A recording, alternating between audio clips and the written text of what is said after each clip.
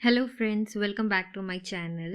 So today we will learn about mass communication theories of social development, in which we will learn about Jean Piaget's stages of cognitive development. So let's begin. Stages of cognitive development theory was given by Jean Piaget.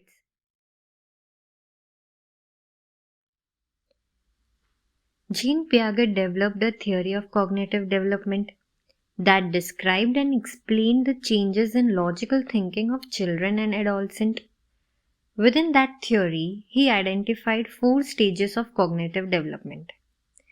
Gene Piaget ने इस theory में यह बताने की कोशिश की कि एक बच्चे और बड़े में स्वभाव कैसे चेंज होता है और उनकी थिंकिंग में क्या क्या फ़र्क आता है, वो बताया है उन्होंने 4 स्टेजेस ऑफ कॉग्निटिव डेवलपमेंट में।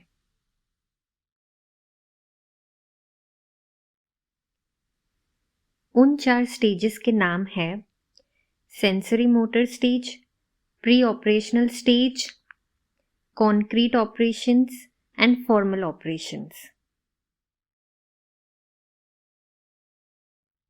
In the first sensory motor stage, the intelligence stage occurs from birth to approximately 1 to 2 years. In the child's first year, the process of intelligence are both pre-symbolic and pre-verbal.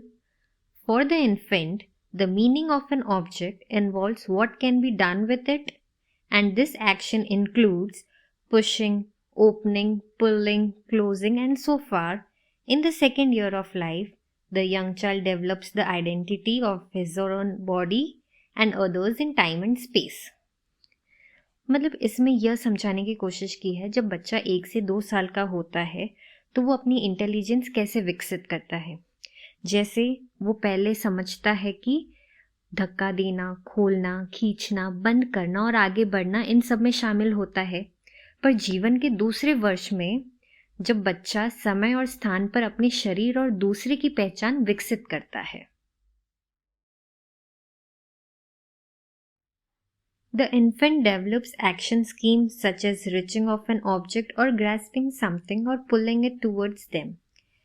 इस दौरान बच्चा किसी भी चीज या वस्तु तक पहुंचने के लिए छीना झपटी करता है।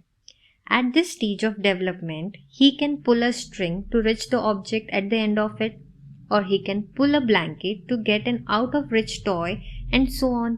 या फिर आप समझिए कि अगर एक टॉय ब्लैंकेट पे है तो उस टॉय खिलौने तक पहुंचने के लिए बच्चा चादर को खींच के उस टॉय तक पहुंच सकता है।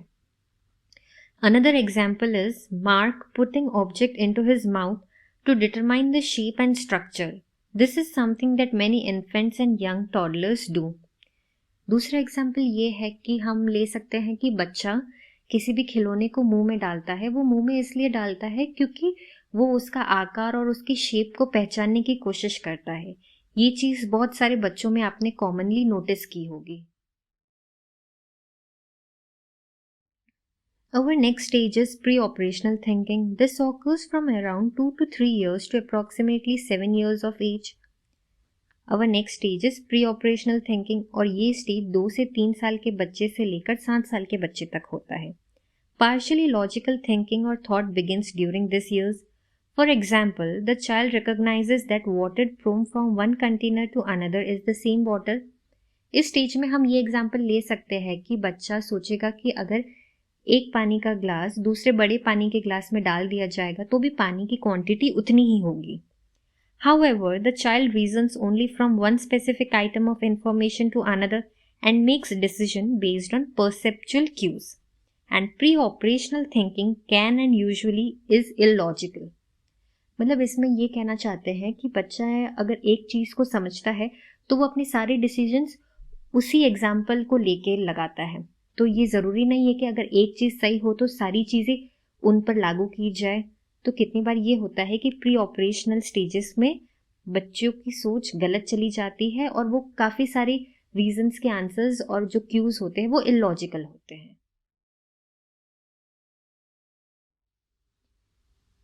For example, mark based on his perception, thought that the taller, slender glass had more juice in it than the shorter, wider glass that he received. For example, mark को इसमें ये लगता था कि जो लंबी ग्लास है उसमें ज़्यादा जूस है और जो शॉर्ट ग्लास है जिसकी हाइट कम है उसमें जूस कम है। और बच्चों के दिमाग में ये चीज़ें रह जाती है कि जिसकी हाइट ज़्यादा है उसमें जूस ज़्यादा है।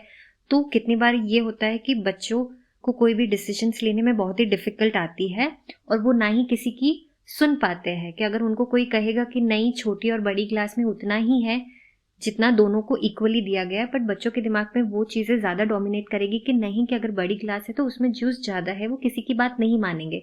और जीन पियागेट इन चीज़ों को लेकर कहते हैं कि बच्चों में इस टाइम के दौरान ईगोसेंट्रिज्म वर्ड का यूज़ किया है कि उनके मन में ईगो स्थिर होता है कि वो किसी की बात नहीं सुनते हैं। The third stage is the concrete operational stage that occurs around 7 to 8 years of age to 12 to 14 years or older. Concrete operational thinking is linked to the direct manipulation of object. It involves situations that require an understanding of simultaneous change in multiple characteristics of object. An example is flattening a ball of clay into a hot dog shape. As the shape becomes longer, it also becomes thinner. The child at the level of concrete operational thinking can demonstrate the following. इस stage में बच्चों की as 7 से 8 साल से लेकर 12 से 14 या उससे अधिक होती है और इस चीज़ में वस्तुओं को प्रत्यक्ष हेरफेर से जुड़ी होती है। इसमें ऐसी परिस्थितियां शामिल है जिनमें वस्तुओं की कई विशेषताओं में एक साथ परिवर्तन की समझ की आवश्यकता होती है। A transformation in one feature or characteristics of a situation is exactly balanced by a transformation in another characteristics. एक विशेषता में परिवर्तन या किसी स्थिति की विशेषता किसी अन्य विशेषता में परिवर्तन द्वारा बिल्कुल संतुलित होती है। The essential nature of the object or data remains consistent. The transformation in the object can be returned to the original form by an opposite or inverse action. हम कहते हैं ना, हम किसी भी ऑब्जेक्ट को वापस उसके पहले फॉर्म में ला सकते हैं अगर हम हमारे एक्शन को उल्टा कर दें। So let's discuss this more specifically and put some terms in. The capability of recognizing the unchanging characteristics of an object is referred to as conservation.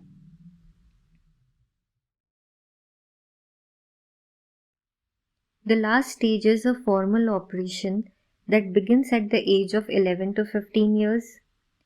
Formal operation हमारा last stage है जो 11 से 15 साल के बच्चे के बीच में आता है। Cognition reaches its final form, मतलब नॉलेज अपने लास्ट फॉर्म में पहुंच जाता है। By this stage, the person no longer requires concrete object to make rational judgment. मतलब यहाँ पर बच्चों पे कॉन्क्रीट ऑब्जेक्ट्स की ज़रूरत नहीं होती है कि वो अपने जजमेंट्स ले सके।